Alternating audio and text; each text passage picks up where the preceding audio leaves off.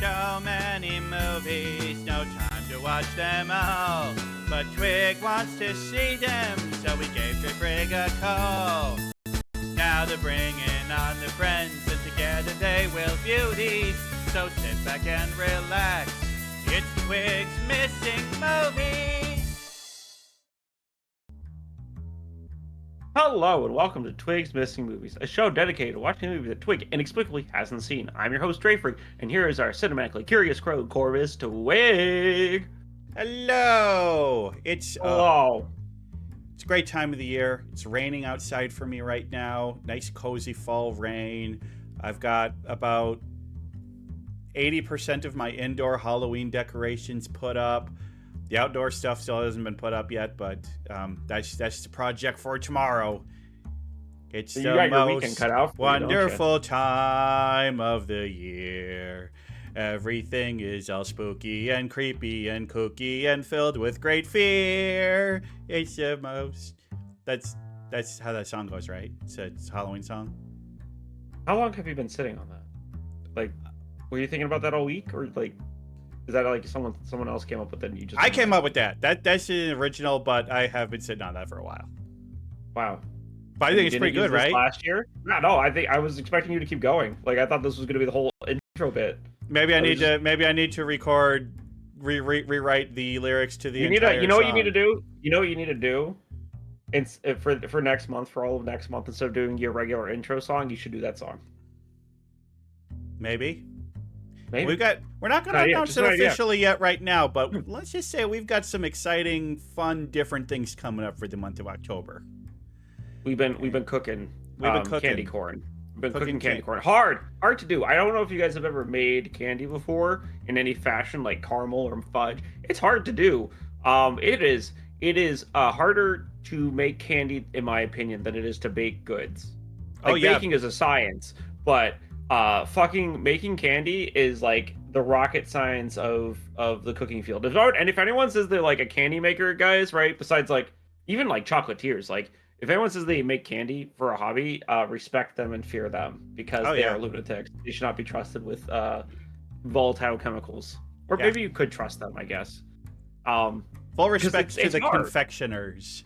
Yeah, full respect to confectioners, and full respect to whatever scientists figured out a way to mass produce candy. Like, I know, like, yeah, you think about like candy corn, it's just like, that seems like a really difficult texture to get right.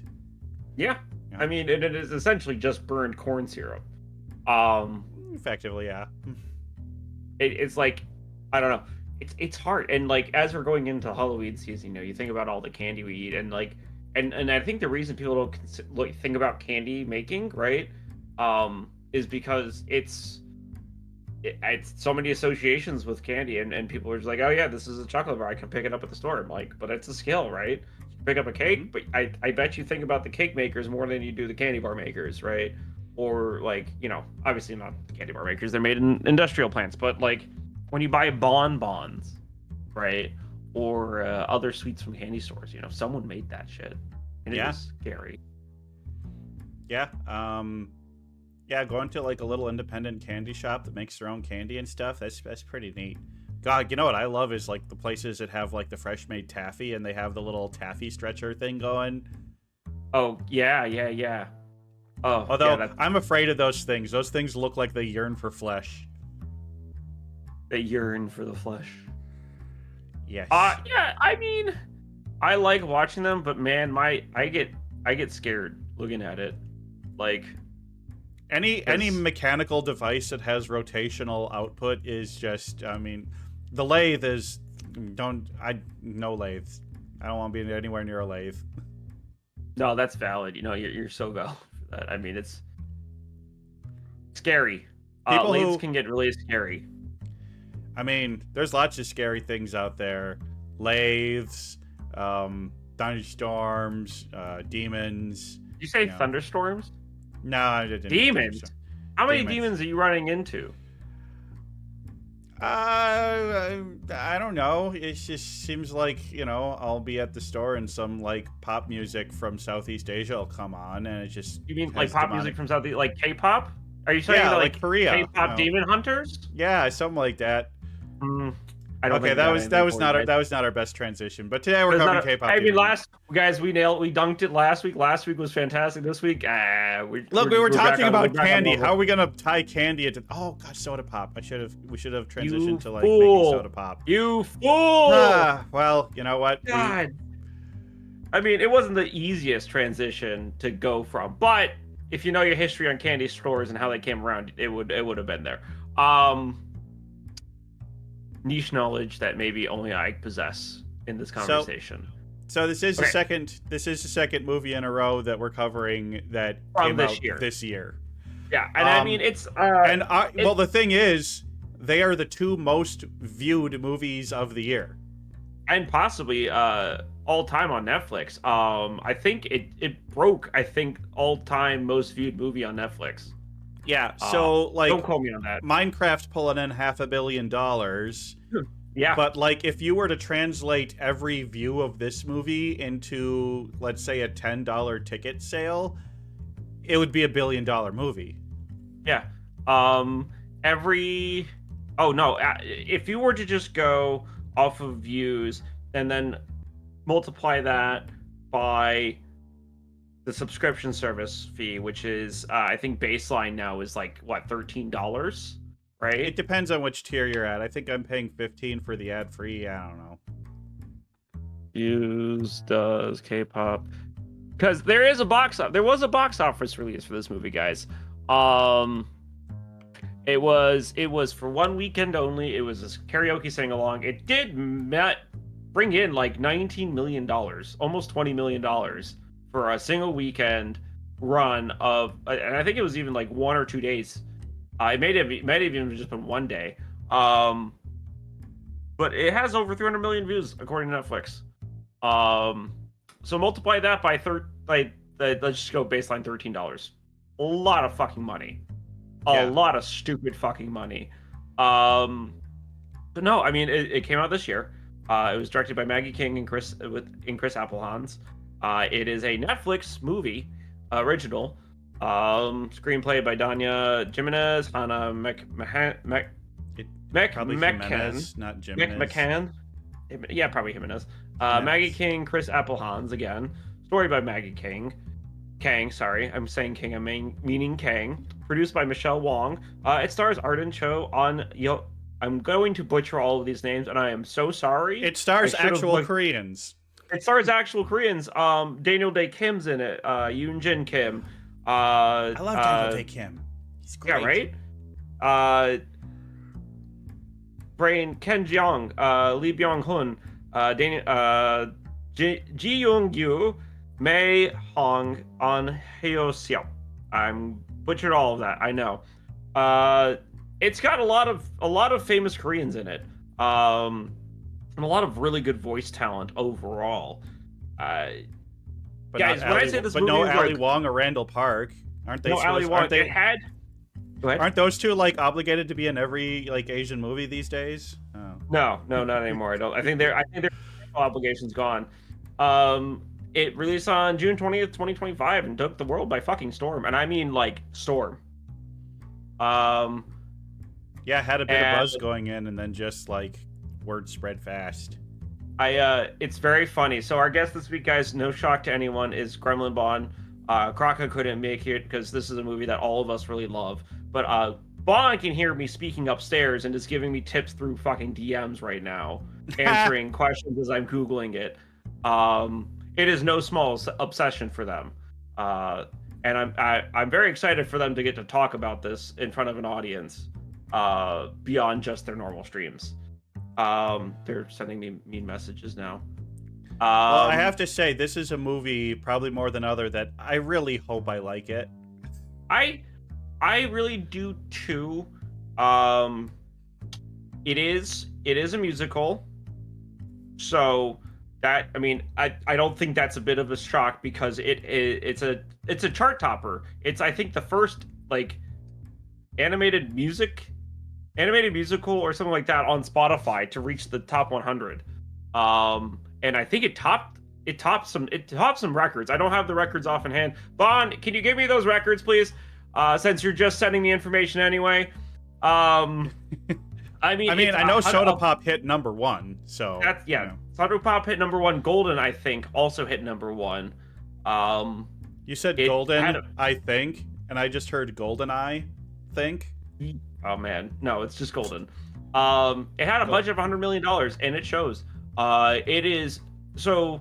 One of the critiques that I have for a lot of animation, we'll probably get into this in the main show too, is that animation studios aren't allowed to do or go hog wild because they'd rather have safe investment from animation movies, which historically have had mixed receptions and high costs.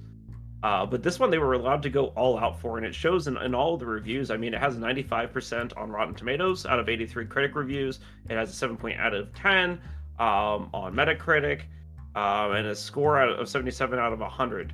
Well, correct me if I'm wrong, but this is most of the same animation team that did the Spider-Verse movies, right?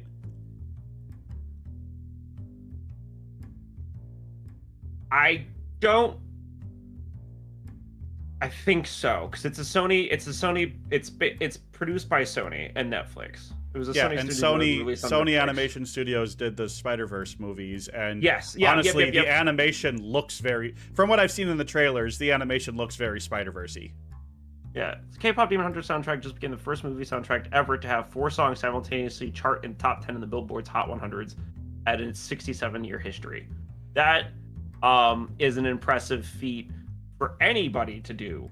Right. Yeah, I mean, let you think alone of like musical. all the Disney musicals. It's like they've had songs. Beyonce hasn't even done that. Taylor Swift hasn't done that. Like, incredible work. Right. I mean, to have multiple songs like that, like 4 songs in the top 10 all at once. I mean, it's kind of the bands I can think of that have done that are the Beatles, Michael Jackson. Yeah. And Katy Perry. And yeah, it's a very, very cool movie for that reason. And I mean, it took the world by storm. I mean, it is one of my things is like, in general, not really a fan of K-pop. It's not I don't have anything. I'm not saying it's bad music. I'm definitely not saying that. It's just not the style of music that I personally am into. And I'm kind of like you too. Like I had listened to K-pop. I've like listened to the songs. It was like something, if someone put it on, I'm not going to say no, turn it off, right? There wasn't. I think the fandom had put me off K-pop overall. But because of this movie, I've actually gotten into it a little bit. I do enjoy more music from K-pop artists now overall than I did before. I wouldn't say I'm anything like a super fan. I'm not going to be able to name people from the bands themselves. I'm barely even going to be able to name the bands, but I can enjoy it. It seems like a situation where the visuals will help me enjoy the songs a lot more. Oh, I think so too. But then again, we also watched highly visual musicals in the past, and you hated those. So the only one no. I mean, I hated Repo, but I didn't hate any highly of visual. It's highly visual. I'll give it that. But you'll just never let me go for not liking that movie, will you? No, look, I like musicals. Last night when we were setting up Halloween decorations, we watched Encanto, and I love Encanto. Encanto is fantastic. The music is amazing. Encanto, one of the credits to their success was the movie Encanto. It was film's popularity was described as unexpected, a breakout. I mean, if you guys remember when Encanto came out, it did fantastic, and then when it hit streaming service, it absolutely exploded, right?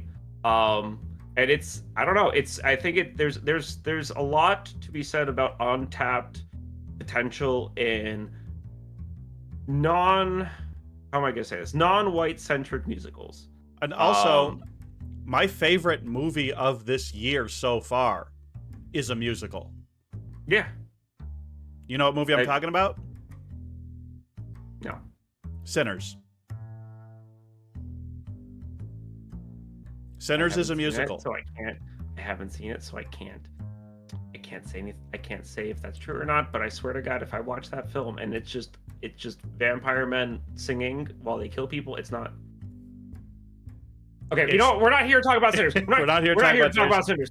So Twig, we have a little bit about this knowledge. I mean, we could go on for on and on and on and on and on and on about talking about this because it's such huge. I would dare say hopefully media changing movie. Because it did well, not even just musically, but also animation. It was very well received for animation. We haven't even gotten to the awards of this year.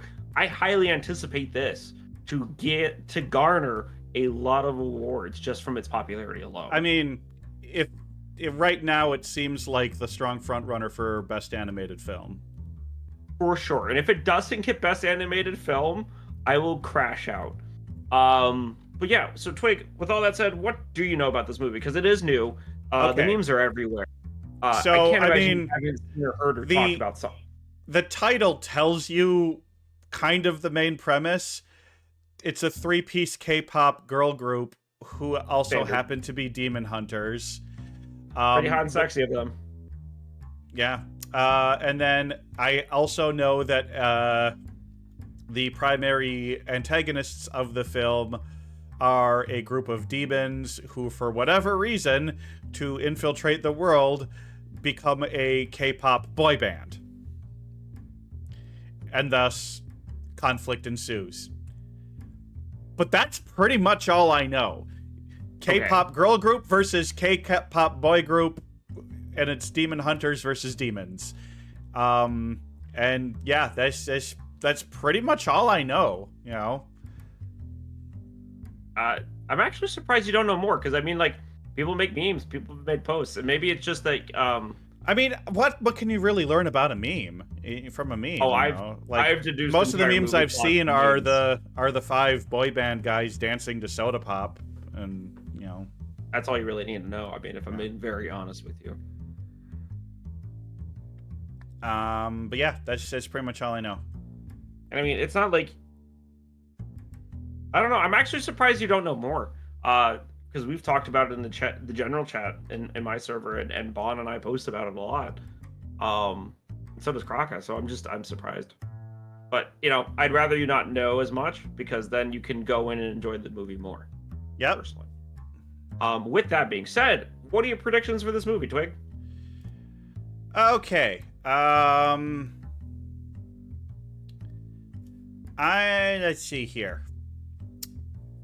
Well, gonna go through some predictions. Like, you know, I figure these 3, as the movie starts, you know, they're not gonna be a new group. I feel like they've worked together for a long time. They're friends. Like, I don't think there's going to be. So, you know what? Is that a good prediction? Damn you! Do not delete my bullet points word. We will not see the band form. They will already be established. So it's not going to be like an origin film for these 3. It's just going to be like, they're already a thing. We're going to have, I have a feeling that, like, you know, we're going to have that intro scene where we, like, you know, there's going to be some sort of demon thing, and we're going to see these 3 like show up and like kick ass. You know that establishing scene that establishes, hey, here's our trio of badasses. Here's a little bit about their personalities and their abilities, and we're going to see them kick ass before, and they're going to kick some sort of like smaller threat's ass. You know that kind of scene. I feel like that's I got. I'm picking up what you're putting down here. Yeah. I'm going to say with establishing fight scene. I'm going to predict that that's how it's going to start. I think that can count as a prediction that it's going to start with an establishing. Can you share your screen? You're not sharing your screen, and I've already forgot what you said. Yeah, I forgot what I said too. The edibles really. I'm kidding. I'm kidding. Sorry, my brain's mush, guys. Running 6 classes with a project in each, and then an individual project in each. I'm going to predict. We'll not see the band form. They will already be established. Okay, was established. Okay. Go on. They will not initially know that the demon boy band is demon. So like they're gonna like introduce them, and like, you know, like it's not gonna be like, oh, those guys are demons right away. I think they're like, the demons are gonna be introduced, and they're gonna think of them as just like another rival, and which leads into my third point. one of them will start dating one of the demon boy band members. Okay. I think that's going to be a thing that's just like they're not going to know. It's a pretty good guess. I mean, it's boy versus girl, and what guys? What best for a movie where boys versus girls are pitted against each other? Romance between them. Come on, it's just Romeo and Juliet with an extra step. Humans love that forbidden love shit. Yeah. But you know, it's going to get found out eventually. But I think due to conflicts arising from the boy band, the girls will break up and not be a trio for a short while. Because that also feels like something that feels like your second act low point, you know? Yeah. Where it's just like stuff comes between them and they're like, we can't do this anymore. And then when it is revealed that the boy band is demons, the girls make up and must, join together again to defeat the demons. And I'm going to say final battle happens at a giant arena concert.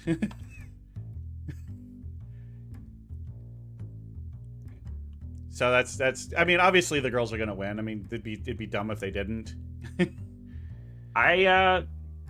These are really good guesses, I think. There's this consistent plot. I mean, the last few you've had sort of a plot going on, but I think this is the most confident you've been in your plot predictions. Well, I mean, for a movie like this, where it's like, you know, it's a movie that is for all ages, that anybody of any age can enjoy, but I feel like the target demographic is probably the 9 to 14-year-old demographic. That seems like to be like, this is who we're making the movie for, but we're going to make it so good that it's not really specifically just for anyone. You know what I mean? And so you don't want to have super overcomplicated things, and you do have to lean on some tropes. But, you know, I have a feeling that there's going to be a lot of things in this movie that are going to surprise and delight me. So, you know. I hope it delights you as much as it's delighted myself, Ed Bond, Crocker, and a lot of other people. And I'm really hoping that... I'm really hoping you don't dislike it because it's a musical. I don't really dislike musicals.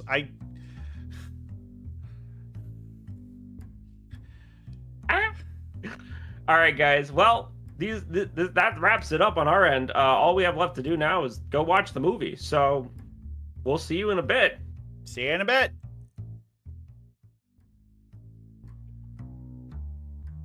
You're all I can think of. Every drop I drink up. You're my soda pop. My little soda pop. Cool me down, you're so hot. Pour me up, I won't stop. You're my soda pop. My little soda pop. Ow! Yeah. Okay, so we watch K-pop Demon Hunters and freaking songs. Man, if they want to write songs that get stuck in your head and are catchy as goddamn hell, watch this movie because I haven't been able to stop thinking of these songs for like the last several days ever since I watched it. It's so catchy. Wait, yesterday. I watched it yesterday. Yeah, I mean, is Soda Pop a song that I'm going to be putting on my playlist and listening to over and over? Probably not, but is it a song that's catchy as hell and stuck in my head? You better damn believe it is. I can believe it. I haven't admitted this publicly because everybody knows like I'm super obsessed with Porter Robinson. And there was 1 week where the K-pop Demon Hunters album actually overpowered Porter Robinson on my top songs list. And that hasn't happened in over a year. So, just to show how much I like it, the fact it beat up Porter Robinson. That's impressive. I really wish that. See, I'm one of those. I'm a music dragon. I don't stream music. I have a hoard of hundreds of thousands of MP3s. So I don't have like a year-end review thing with the music that I listen to, and I really wish I did, because it'd be interesting to see what bands and music I am actually listening to the most. It is really interesting to see, and it's funny. I mean, mine doesn't get too exciting because I very much like the last year. It's been Porter Robinson's Smile album. Like since it came out, I listened to it like three or four times a day. But it is fun seeing it because it's like a little storybook for your year. Yeah. So I really enjoy Spotify for that reason, and why I don't like using a lot of other. What's the word I'm looking for? Services. Streaming services? Yeah. You will wrestle my MP3s away from my cold, dead hands.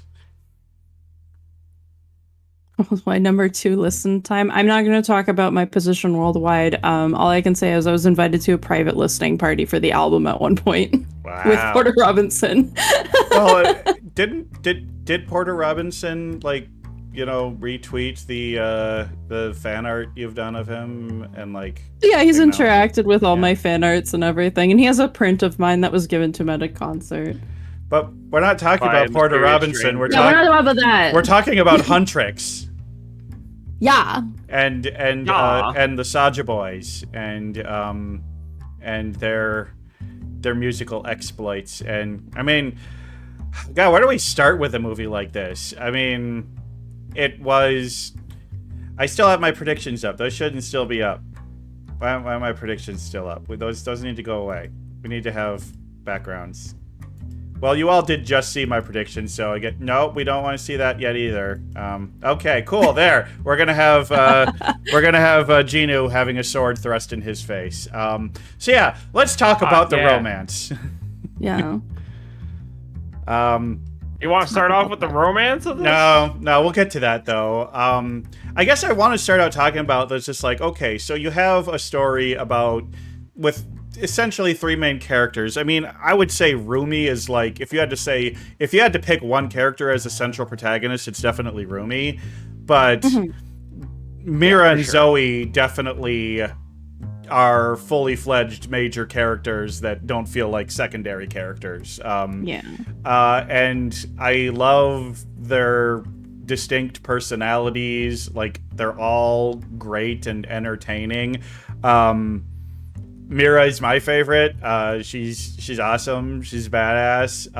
But I mean, all 3 characters for a story like this, you really got to nail the 3 characters, and the writers absolutely did perfectly. Like, they have great chemistry with each other, and like, that can be tough in an animated movie to have characters that have real chemistry with each other, and they really did.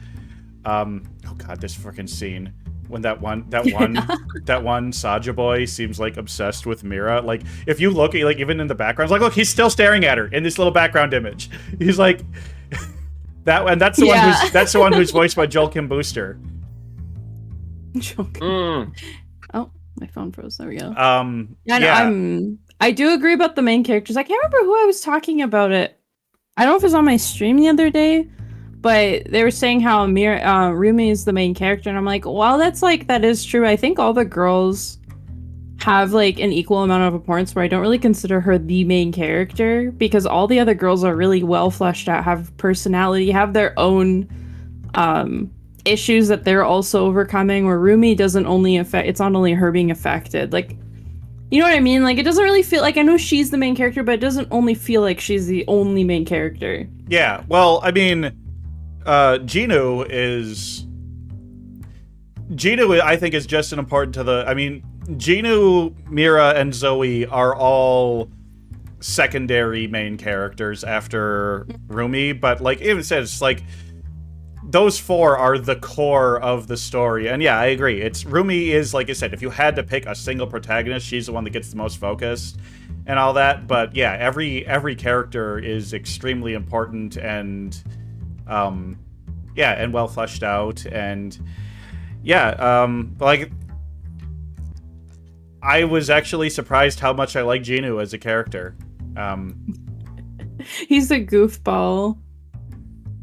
Yeah, He's a great tragic character in my opinion, especially as a foil to Rumi, right? Because Rumi's a half demon, has been her whole life, and he was a human turned essentially half demon, right? Or essentially full demon, because they don't really give context on why he doesn't look like all the others, like at all. They kind of allude to it when he's talking to the big guy, how he's always done things for him. He was allowed to keep his voice, and that's kind of implied that he was allowed to keep his humanity, which is why he doesn't look like a full demon like the other ones do, because they don't have their humanity anymore. Yeah, it's all kind of implied. It's okay. You wouldn't get it. I'm gonna kick your ass, kid. I'm coming upstairs. This is a rare episode. This is our first Twigs Missing Movie episodes where both a co-host and a guest do have the real literal ability to physically hurt each other. I love how that's the first. Well, I mean, your appearances in the past, you weren't in the same location. Now you are. That's true. You have an attack dog you could sick on Dre. Yeah, take care of Dre's ankles. Yeah, get him, Boji. He's sound asleep behind me right now. Yeah, get him, Boji. But then again, in the corner. Dre has a bear that he could send after you. So. Oh, I've charmed Bear. Unfortunately, Bear is a pushover. Bear is not a reliable source of anything. And also, Bear is also not a bear. Yeah, Bear's kind of. He's just a little baby. I love him, but man, he's not the son you should rely on for anything. Stop. Okay. Oh my god. Right, so let's talk about the bangers. Yeah. Well, all right. So the music in this movie, I'm not a huge fan of K-pop. I said that before. However, the music in this movie, when it's in the context of the movie, combined with the movie's visuals, every song, every musical number in this movie was thoroughly enjoyable. It's a pop song, but it was also a pop song that drove the plot forward and made sense in the world. That first song when they're in the airplane, and then land in the stadium and do the whole thing. I mean, God, when that song kicked in, so good. Of course, I had to turn over to the people I was watching the movie with. I'm like, so did the people in the arena not hear the first half of the song? I mean, I feel like it's musical magic. Yeah, I feel like you can just imagine that they somehow timed up the song with the whatchamajigger. Bobby sent a drone up there to record it all. Yeah. Yeah, Bobby has no. The other funny part about this is that Bobby has no idea to all of this. There's so much to talk about, but I always want to think about Bobby, who is for some reason been with these girls for years and never clued in that they always seem to disappear and are always eating calories beyond their limit, like a normal human should, and somehow they're all very fit despite very rarely ever going to the gym. I feel like at some point Bobby would have picked up on something. Something was a little goofy, So the thing is though, and it's not really shown much. They don't really. This is where you might not know as much because there's the layers to K-pop IRL, how bad it is. IRL, they're not allowed to carb load and everything. They're not allowed to calorie load. I think they're expecting an understanding from the audience that it would make sense that they were thin and they were still eating a lot because they're dancing and they're K-pop artists and everything. So I can understand why he'd miss that. But my favorite part is when he goes, "Oh, I don't know if they're demons." That part seems a little intense. When they run off to go fight them. Yeah. In the tower. That part made me laugh. But there's parts of it where I'm hey, I can understand why I went missed by him, because there's a lot of stuff that would still make sense. If they run off all the time, it's to go do K-pop things. It actually would have made a really good prediction for me to have made, is just are they known to be demon hunters, or does the general public just think that they're a K-pop girl group? And it seems to be the latter. People don't. But the weird thing is like, okay, after the events of the movies, with like, was the whole thing with Rumi? Do people like, oh, she's a demon, or does not people in the modern era just not know about demons and they don't know what those markings on her were? Or yeah, because bless you. Thank you. Yeah, because they kind of leave that part, I guess, open end to like interpretation. Because in the end, in the visuals on like posters, like you can see Rumi's new demon marks, the rainbow marks that she has on her body. There's a poster at the end, and you see it. So then it's like, do they think that she just has a full body tattoo, or is there an understanding to this? Because they leave that very open ended to the viewer. Also, like, they leave that all open-ended, but also everyone witnesses this fight with Guima. There's like no way in hell that these people are not going to remember them doing this. Yeah, and also also like the Saja boys are like, come to our big concert here. By the way, we are demons. Look at us being explicitly demons. All of you are under our spell as demons. And then the spell is broken. People would be like, it feels like people would realize, oh shit, the Saja boys were demons. But turns out these are the hunters from Legend, because like in the Legends, when they're showing in the past, the first set of the hunters were very much known by the groups as who they were, but then they kind of did the montage, which I really like that montage showing through the ages, all the different groups that were doing it through the eras. That was fun. That was a really it was really well researched too. Yeah, especially going with the styles of what was popular in Korea at the time.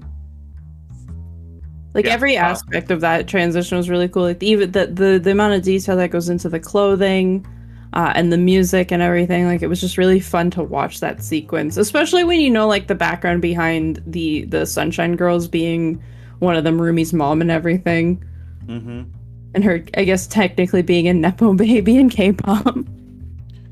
Yeah. Imagine being a nepo baby in K-pop. Cringe.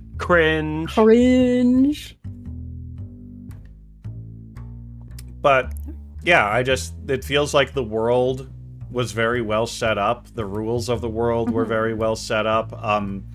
But like you learn them from watching entertaining scenes. You don't just have boring exposition scenes where people are just sitting and talking. Like you learn about the scenes through actions and, you know, stuff like that. And yeah, it's just, I mean, well-constructed movie. Time flew by watching it. And yeah, just, you're right, the writing and the details, and like every frame of this movie is just an art piece, you know? There's so much good quality stuff in the backgrounds of every shot, and clearly a lot of thought put into it. I mean, this is definitely a labor of love from the people who made it. I mean, hearing what's really nice is that the people who did work on this movie, like Maggie Kang, for example, like this was her debut movie as a director. So like imagine, you know, you go into it expecting this to not do this well, because I remember when they announced this movie years ago, I myself was skeptical because I'm very used to media like this being made fun of.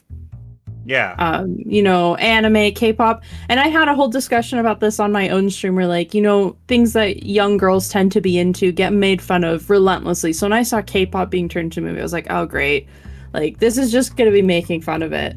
And it ended up being a brilliant movie. And when you look into all of the Instagrams and Twitters that the people have that worked on this movie, like, the amount of love that went into just making the models, and designing the characters and coming up with the plot lines and everything. Like, it's insane how much education went into this. And they've even admitted that they're like, without Twice, they're like, we don't think we would have done as well as we did, because Twice was one of the headliners for this movie. Which, fun fact, at the end of the movie, you can see a Twice music poster. Nice. Oh, really? Let's talk about Daniel Day Kim as a wacky doctor. That was oh my God. one of the best. That's one of the best parts of that movie. The movie, for like in terms of cameos from like famous people. I'm sure that there are other actors and stuff that have. Oh, there's some big ones. I would say probably more impact if you know who they are. Ken Jeong and Daniel Dae Kim are probably the two most famous voice actors on here, but there's a lot of other people that you've seen and heard in places. Yeah, there's like a lot of big names in here, and there's a lot of like references to what these names worked on. Like Jinu's voice actor is prominent in K-dramas, and entire scene. Isn't he the main guy in Squid Game? No, that is Guima. He's the guy from Squid Game. Yeah, okay, yeah, you're right. The big evil bad thing. Yeah. So and that's what I remember. Everyone being so upset. They're like, you got, Lee to voice someone who had no face, and everyone was so upset because there's a lot of people that are really horny for him. But he's a handsome man. That's the point. I know, and I'm like, I don't know. I was like, I saw the fucking demon guy, and I was like, damn, like that's a good you'll see voice anything right that could kill you and go, damn. Yeah, that is true. But Jinu had a reference to something that he was a lead on. It was a K-drama. I can't remember the name right now, but the song that plays when him and Rumi bump into each other is him singing it, and it's a reference to a K-drama he was a part of, where that was a song that played in that. So I thought that was really cute. That just shows, like, again, many layers of references. Again, there's so much more to this movie that I just won't ever get because I don't have that connection, so to speak, It's very upsetting. I want to know more. I just don't. We'll just info dump it to you. Thank you. Look, all you have to do is just ask Bon about it, and they will info dump on you, and it will be wonderful. You just send me in the corner of the basement, and I'll info dump K-pop Demon Hunters. Look, Bon info dumping is why we love Bon as a guest on the show. I'm not talking about just knowing the facts. I mean like watching it and enjoying the media that it comes from, I mean, but I feel like there's a lot. True. Yeah, there is a lot. There's stuff that I haven't even caught on to because I'm an old school K-pop person. I don't really listen to a lot of modern K-pop. Yeah, Grandma? Yeah. And so there's things I don't completely get in this movie that I've done research into, but it's fun. It's fun finding out all the things. Bird, I love those two, and the story behind them. I love that Bird. Wait, there's more story behind them? They're based off traditional Korean. The word's escaping me right now. Not yokai, but like the Korean equivalent to, or. Yeah, because they're not demons. They're not considered demons. They're considered... I can't remember the word for it right now. My brain's a little mushy because I had a headache earlier. I can't remember the name of it. They're just supernatural creatures, I guess, at the end of the day. And they're based off of them. And they were like entities that kind of helped spirits. Like guide spirits, from what I remember. Well, they were great, and I love them. And like... They're so cute. The big cat constantly trying to right the flower pot over and over. Oh god, it was like this movie was funny. This movie had a lot of really good humor in it. And one thing I really appreciated about the animation style is like, yeah, it's got like the standard style of their animation where they look great and great character models. But then when they go off model to be completely cartoony it's wonderful to see that. Like, it lets you remind you, it's like, okay, this may be 3D animation, but this is a goddamn cartoon. And it's art. It's art. It's not limiting itself to a media. It's really cool seeing how I found one of the animators that worked on the movie, they posted a bunch of their early experiments with the 3D models and how they broke them to create the silly faces, and it's so cool to watch. Huh. Yeah. I have to find the video. It's somewhere on Instagram. But it feels like it's one of those things where it's just like, for a long time Pixar had been like the leading, animation studio that was pushing boundaries. And then it feels like for 15 or more years now they've just gone stagnant, and now it's just like Oh, Sony Animation Studios? The people who made the Emoji Movie? They're the ones who are pushing the boundaries and redefining the animation industry? Okay. Not who I would have expected at all. Stepping on a animation landmine info dump right there on why I have an entire essay on why Pixar's never actually broken the mold for animation. I argue that, like, I guess they broke the mold for storytelling, but the problem is yeah, they got lazy. And the only reason they were the lead in it is because Disney bought up animation studios and closed them down, like, all over North America. Yeah. We lost a ton here in Canada. Like, we used to be an animation capital in Canada. We used to have a lot of animation come out of here. Yeah, like that log driver dancing song. I love that one. What? Huh? Dre doesn't know the song of the log dancer. Shaking my head. God. I'm scared now. Yeah, no, it's just like, and that's why I really like Sony being the underdog in animation.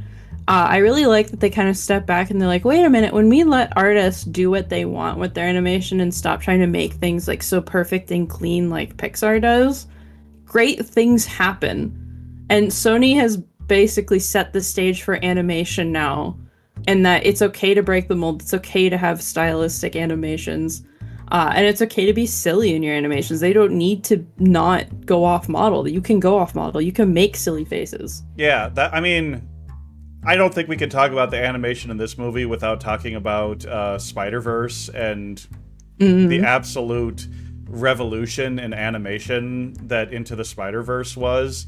The playing with frame rates and, yeah, like you said, breaking the models and adding in 3D animation, discovering smear frames was the best thing that ever happened. Oh, I know, right? Because it's like, yeah, you don't just want to have a 3D model that just moves and acts like a real actor. It's use the tools you have. And yeah, Spider-Verse did that amazingly.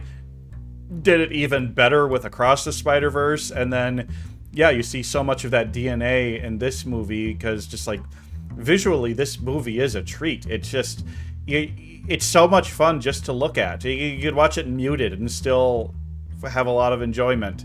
Oh yeah. But then, yeah, like you put the audio in there, great soundtrack, both in terms of the background, soundtrack music, but then also the musical soundtrack. The voice acting is incredible. Just like from like a movie making standpoint, just like, what are the things that make a good film? Cinematography, sound, writing. It's just like this movie seems to check all the boxes. I mean, like, it's popular for a reason. A lot of people have tried to discount this movie. And even if you don't like K-pop, like, you don't like K-pop and you enjoyed watching it. And I think now we haven't gotten to that part of the show yet. I don't know. Maybe I didn't like this movie. Maybe I could. It's gotten you enough. It's gotten you excited enough to talk about it, and a lot of people are like refusing to admit that. I'm like, I think this movie sets the tone to say that animation is a viable medium, and a lot of people are like, oh no, it's for babies, it's for kids. I'm like, animation's what kept the Hollywood alive during COVID, and I'm surprised we didn't realize it then. Maybe now that a movie has broken records, I mean, this was it Saturday Night Fever that this broke the record of. Well, it's so hard because the overwhelming majority of the views of this movie were on streaming rather than in a theater. So it's really, really, because obviously, like, somebody who maybe like you has watched this movie 8 times, you wouldn't necessarily have gone to the theater to see it 8 times. So the barrier of entry is a lot lower when it's on a streaming service, so there's probably a lot more streams, and like the number of streams would not directly translate into tickets sold. No. But number of streams is certainly indicative of something, and one stream could be 8 views because you could have a room of 8 people watching it on one stream. Last night I watched it, there was 4 of us in the room watching it, so that would have been 4 tickets. So it's like, to translate streams into box office numbers is almost impossible to do, but it's really hard to think that this wouldn't be the #1 movie of the year so far. Oh, this would have broken box office. Now, I've seen the argument that if this was released directly to theaters, it wouldn't have done as well as it did, and I will lean to agree because this is a very... K-pop at the end of the day, even though it's very popular, the use of it in media outside of songs is still very niche, and I don't think... There's a lot of people that never really came across K-pop media that did watch it and ended up really liking it. So I honestly... think it wouldn't have done as well if it was a direct-to-theater release. But that doesn't mean it shouldn't be recognized for how well it did. I definitely think it belongs up there in the top box office releases. Mm-hmm. I'd argue this is competing against Titanic. If we were to translate everything that you take from streaming...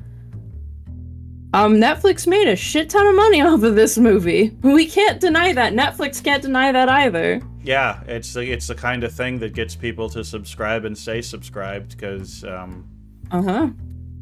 Speaking of Netflix animated movies, apparently they've just announced an Nimona sequel. Excited for that. Really? Yeah. I mean, it's still early, but... Yeah. Netflix puts out some good animation. I mean... My favorite thing on Netflix is animation. It's not a movie, but it is a TV series that's a Netflix original TV series, and that is BoJack Horseman. So it's just like... Netflix. Oh, I love BoJack. I mean, how can you not love BoJack? I love BoJack.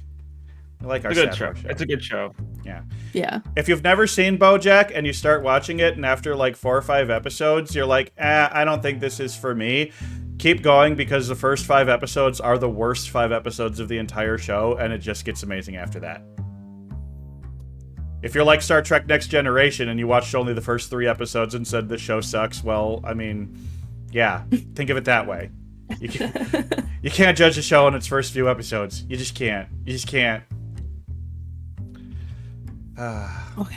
I sip my water. God, what more can we talk about with this movie? I mean, is there anything you wanted to bring up, Bon, that you've been itching to speak about?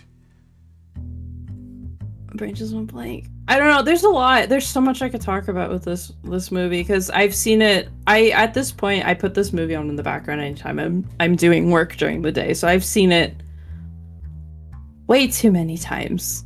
There's a lot of really cute details in the movie. One of my favorite things that they integrate into this is like each of the girls have very unique styles.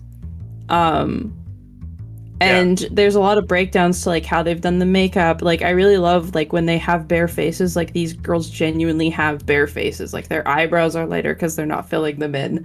You know, they have eye bags because they don't have concealer on. Mm-hmm. And I love that because I feel like it makes them feel more real. And I like that they're just a bunch of awkward girls. Like, yeah, they slay on stage, but like they wrote them as genuine girls and you feel like you can connect to them. Because of that. I think my only complaint for this movie is that the boys, when they're in their demon form, aren't more demon-y. Yeah, they do. Even in their demon form, they kind of feel like hot guy, you know. In fact, they could have been more demon and hotter. There's definitely people that are attracted to men that probably would prefer their demon form. Yeah. Yeah. Who? But like, well, okay, what did we think of the romance between Jinu and Rumi? I thought it was very well done. I thought it was really well done too. I was afraid at first because I don't like when a romance is put in to like simplify the story, but I think the romance in this case was like a really good way for like Rumi to understand herself more as a demon. Like him coming into her life was the first time she had someone that accepted her for who she was, because her aunt, and excuse my French, was a fucking bitch. Whoa. Like to the end. Even like it upset me. Wow. She was awful to her to the end. She didn't even, when she sat on the ground with her sword in her hand, was asking her to execute her on the spot. Even to that point, her aunt was not willing to put aside her fear of her being half demon. It's like she never had anyone in her corner when it came to her being a demon. And then Jinoo came into her life, and he was genuine. Yeah, that's true, because the aunt was like, hide who you are, and we will fix this broken part of you. Where Jinoo was just like, don't hide who you are. That is a part of you, and it's not something you should be ashamed of. Yeah. I think all of us on the neurodivergent arena here on the can appreciate channels. Yeah, we can all appreciate a little bit of that. Which That's probably why I feel so spicy about her aunt, because it really upset me. Like, you saw someone who came from someone you considered special, because obviously like, she was very close with Rumi's mom. And she's on the ground begging you to end her life, and your first thing is to still not tell her that you love her and that you accept all of her is like insane to me. And that was never solved. In the end, her aunt still never showed up. Like, you never saw that relationship mend, which I don't think it should be mended. I think as a whole, kids need to understand is there's bad people that are close to you. Sometimes there's people in your life that you think love you that aren't going to actually love you for who you are. And that's okay.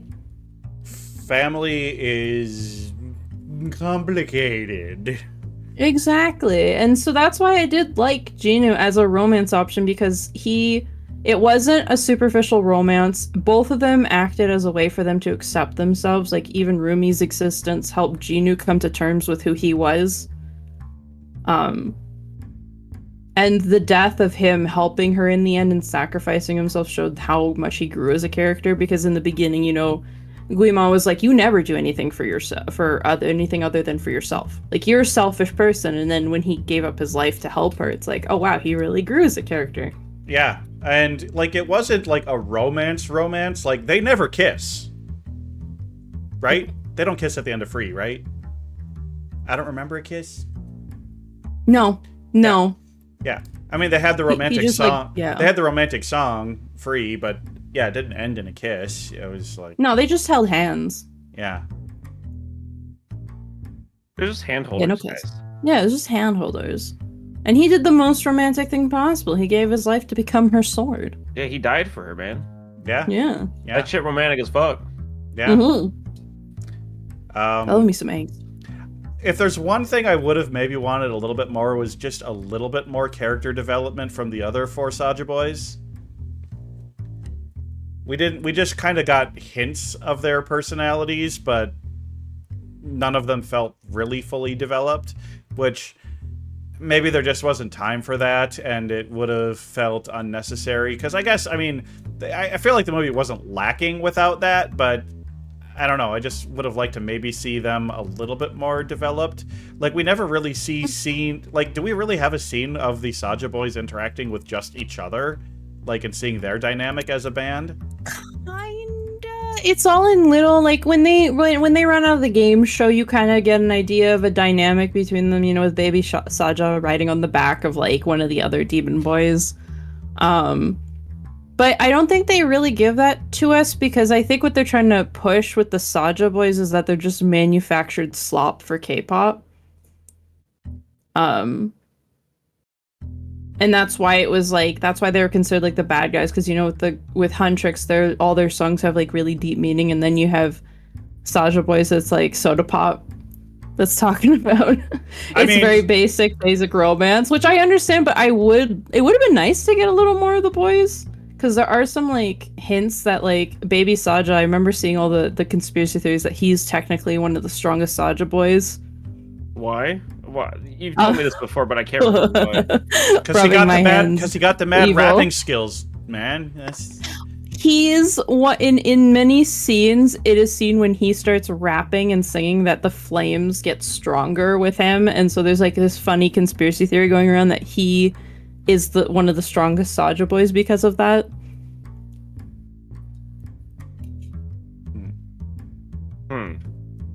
It's a silly theory. It's not proven. I just thought it was a funny theory because, like, he's a silly little guy and then he's got, like, the mad rapping skills. But then there's the one with the long pink hair who clearly has the Hatsumira. Yeah, romance.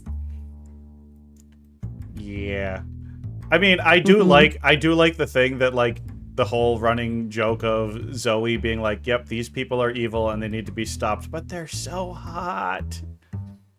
Like when at the table, hey, sup? We've all been there before.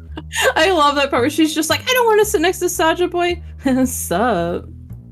Yeah. I mean, very, very funny. I mean, Zoe's such... God, they're all just such great characters. I mean, and that's, to me, the strongest part of a narrative is you gotta have good characters.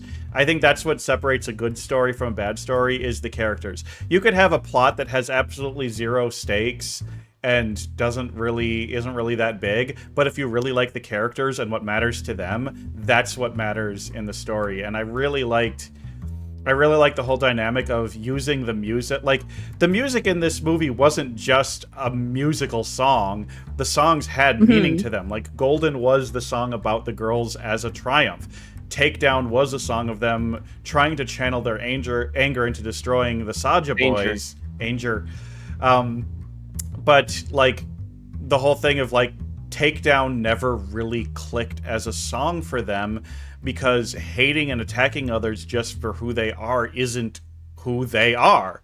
It never felt right. Like, it always felt very wrong to Rumi, but I think in the end, the other two felt like they kind of like, okay, we were all gung-ho on this, but you're right, Rumi, it doesn't feel right. This isn't the song for us. And the way that, that they were... they're not just a K-pop group of, a big corporate group. These three are the songwriters. These three are singer-songwriters. They're real artists, and sometimes real artists put a ton of work and effort into something they think is big, and then at the end they just feel this isn't right. Bon, I'm sure you've probably experienced that a few times. Yeah. Yeah. A few. Yeah. Just a few. That's why I feel there's like a lot of aspects of this movie that really like I directly connected to immediately, which I think it's why it's become one of my comfort movies that I put on when I just need background sound or something. Like it hit me in the heart. Yeah. I don't know if we can really... I mean, what more is there even to talk about without us just going on and on about little more details, right? Yeah, there's only so much time we have. Yeah. There's only so many things we can talk about. So, let's talk about my predictions.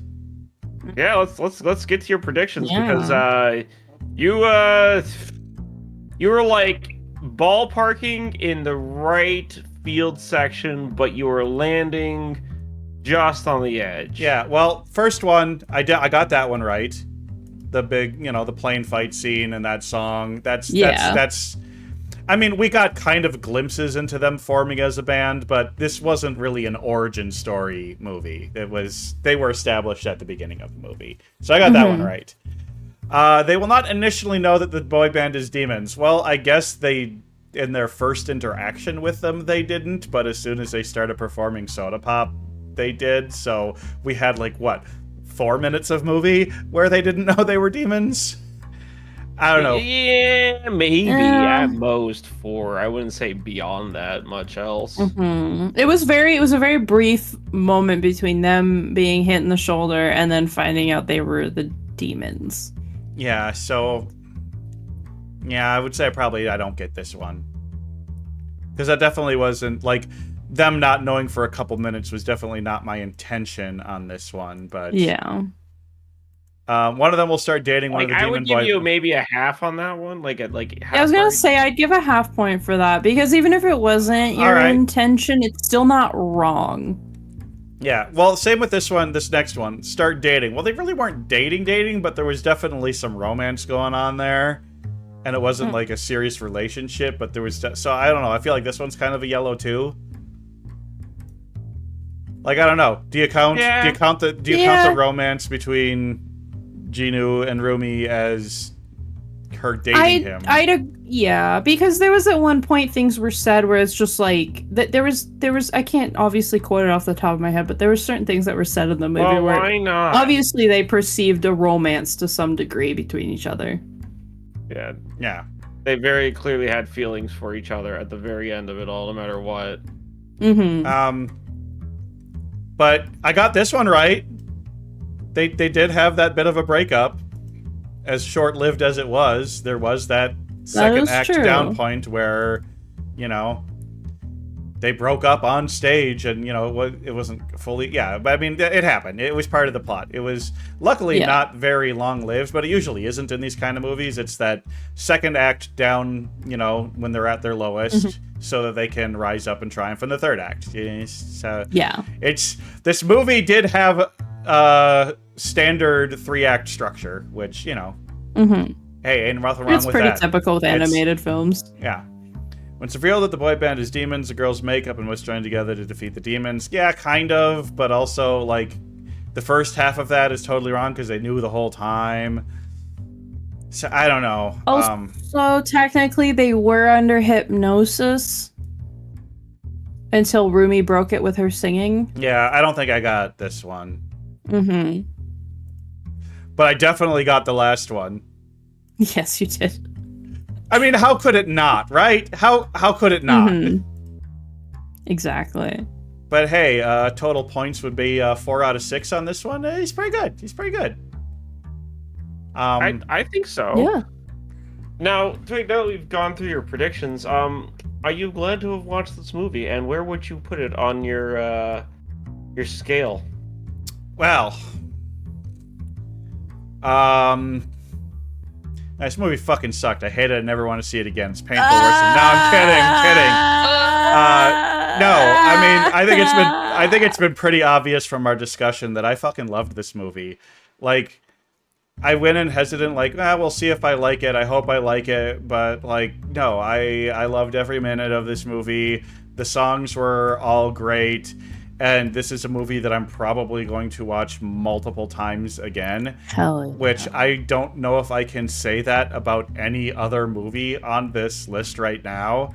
So this has got to go right up at the very top. It's yeah. I mean, you've heard about what we're all talking with this movie. This is a fucking great movie. Go see this movie. I'm so glad I watched this movie, and I'm going to watch it again, probably multiple times. So what more can you say? This movie kicks ass. You gotta watch the sing-along version next.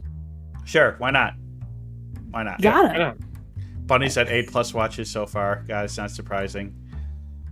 Not surprising. Yeah, I mean, I don't know if I've ever seen a musical work so well where, like, the music works within the framework of the characters, and, like, it's what's the term, diegetic or something, where it's just like the characters are actually singing this music, and it's not just them breaking into a weird musical thing that, like, doesn't make sense unless it's in a musical. No, the music made sense within the world. These were all, the music was like performances, and it just worked, and it was so much fun. The music moved the story for, I think that's the only song that wouldn't be diegetic would be Free, but, like, everything else was a performance. It worked. As a musical, it worked, and I usually don't like musical music, but they used the style of the K-pop, but then you know, wrote some legit bangers, you know? It's just like, yeah. It's a great movie, and I'm looking forward to watching it again. So I would thank you for picking it, but I actually picked this movie because I had some friends that were like, we're going to watch this movie. Hey, since I'm watching this on Saturday already, why don't we bring on somebody who knows a lot about it to bring on, and who knows more about animation and stuff like this than Bon. I mean, you couldn't ask for a better guest for a movie like this. So, I'm glad I could come up about it. I've definitely been watching this and consuming it a little too much. But it's been fun. It's been fun. A little. Just a little. A little.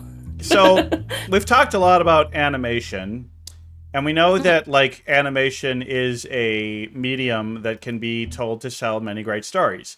But it feels like, for the most part, we've had superhero, children's movies, and musicals, often with those three genres being blended.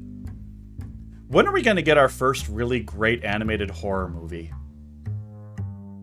That you'd have to dip into the Japan side. Yeah, I mean, there's definitely been some, but yeah, it feels like Japan. Yeah, there's definitely some. Japan loves their horror a lot. Oh, I've been watching. It's not a movie, but I've been watching The Summer Hikaru Died, and it's been a very good horror anime. But yeah, I feel like if you want to start leaning into like the horror anime, I've seen a bunch. I was super into a lot of horror anime when I was younger. Horror anime.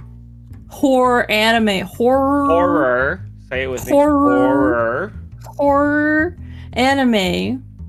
There is a lot of really good ones, especially with Japan, because they love to play on their stories and their my words are escaping me today.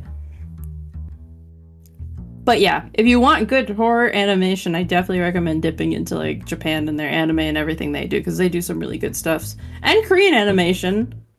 I know there's some good Chinese animation too. Neat. Well, speaking of horror, we have an announcement when it comes to the next month of Twig's Missing Movies. There will not be any episodes of Twig's Missing Movies in the next month leading up through Halloween. But we will have episodes of Dre's Missing Movies. That's right, folks. Well, Dre Frig may have my ass kicked in almost every genre of film. When it comes to horror, this bird right here, is the expert. I know the horror, and Dre needs to see some horror. So we're going to have a whole month of horror movies that Dre hasn't seen. Now, some of them may not be so scary, but Kpop Demon Hunters is the second best movie that I have seen this year. Hell yeah. And next week, we are covering my favorite movie of the year. We are covering Sinners next week. Another brand new film, but Dre's finally going to see what in my opinion, is the best film of the year. But maybe I'm hyping it up too much. Don't want to hype it up too much. But we're going to be covering Sinners, and we're going to have a month long of not necessarily horror, but at least Halloween-themed appropriate movies, culminating with the Spooktacular on October 26th, where we will be playing spooky games, having a spooky episode of Twig's Missing Movies, a spooky episode of Carver's Creepers and Conspiracies, and yeah, just come out and play games. And also, I'm hoping VTubers will come on. And so if you're a VTuber and you want to come on and read a spooky story, we want to have VTuber spooky story readings. So if you're a VTuber, please come on for that. Those are my plugs. Bon, you got anything to plug? Just usual streaming. I don't have anything special coming up, no. Okay. And Dre, I know your re-debut is coming and going, but we'll have a date for that soon, hopefully. Yeah. So, I guess nothing more to do but to go on YouTube and look up the music videos for all the songs in this movie. Because you want to have the visuals. Oh, we never even talked about the big demon song at their big concert. God, that song was badass. That song was hot and sexy. Yeah, it was amazing. There's so much to talk about with this movie. We could end up talking here for hours. I feel like. Yeah. Yep. So, but instead, we're gonna go raid Usu, and y'all have a great night. Thanks, Bon, for guesting. Thanks, Dre, for... Thank you for letting me yap. Oh, I always want to let you yap. You're... A guest who yaps and yaps is the best kind of guest. Exactly. All right. Off we go. Yay! Gotta do the soda pop dance. You're my soda pop, soda pop, soda pop, it's soda pop. I'll drink you up like soda pop.